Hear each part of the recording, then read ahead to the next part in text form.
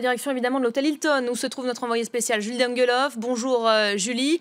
On a suivi tout à l'heure ce discours très attendu de Donald Trump. Bonjour. Cette entrée évidemment triomphale dans la salle, entrée du président élu avec toute cette famille et cette intervention finalement assez étonnante.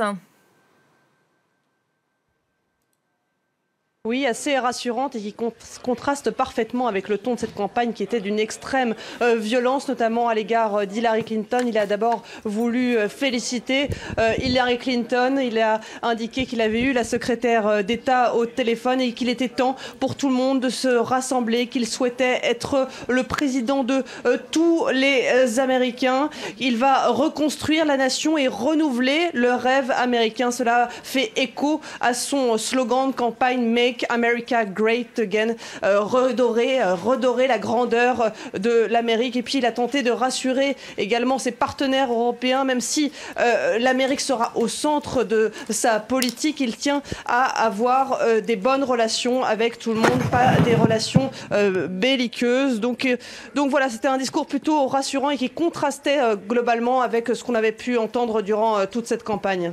Un mot de l'ambiance peut-être, Julie, j'imagine que vous êtes dans la salle de presse au moment où l'on se parle.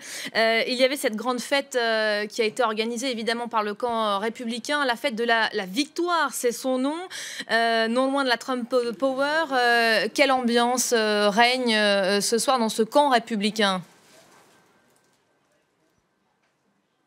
Bah écoutez, vous vous en doutez, les gens étaient absolument extatiques. À présent, l'hôtel Hilton s'est vidé des supporters de Donald Trump, mais on a vu monter en puissance durant cette soirée l'ambiance dans cette salle des fêtes de l'hôtel Hilton pour cette Victory Party, la fête de la victoire. On a vu d'abord l'ambiance monter au moment de l'Ohio, des clameurs sont montées de cette salle, et puis au moment de la Floride, la foule s'est exclamée USA, USA, et là, ils ont commencé à y croire sérieusement, les supporters de Donald Trump, et puis les États sont tombés les uns après les autres pour Donald Trump, et là, explosion de joie parmi les supporters. We did it, make America great again.